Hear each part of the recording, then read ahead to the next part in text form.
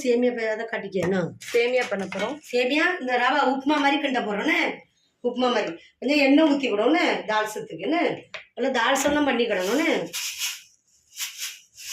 கடுகு போட்டு தால்சம் பண்ணி கொடுக்கணும்னு. கடுகு போட்டிருக்குமா, வெங்காயம்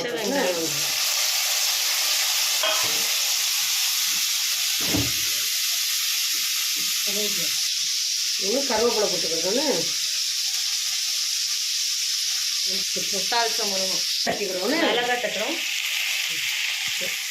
ரொம்ப பெரிய நம்ம தால்சம் பண்ணணும்.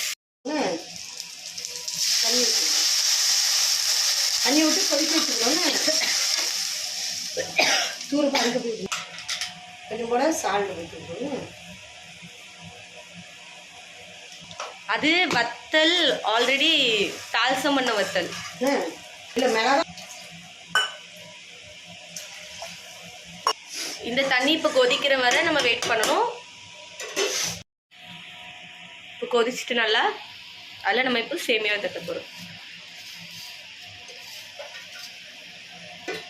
சேமியா போட்டு கிண்ட போகிறோம். வறுத்து வச்ச சேமியாவை நம்ம போட்டாச்சு. வேறப்போ இது கொஞ்சம் இப்போ அதை வேக வைக்கணும். அதை இப்படி வறுக்கும். லைட்டாக எண்ணெயில் வறுத்துக்கிறோன்னு. இதுதான் எண்ணெயில் வறுத்து வச்சது. நம்ம எண்ணெய் போச்சுல வறுத்து வச்சுக்கோ. இது இல்லை தட்டணும். முன்னாடி தட்டின மாதிரியே இதையும் தட்டணும். இதுவும் சேமியா தான்.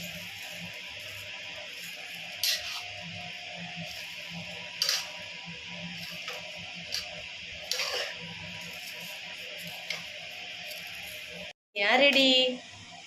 இதில் நம்ம சுகர் போட்டு மேலே சுகர் போட்டு சாப்பிட்டா இன்னும் நொறு நொறுன்னு சூப்பராக இருக்கும்.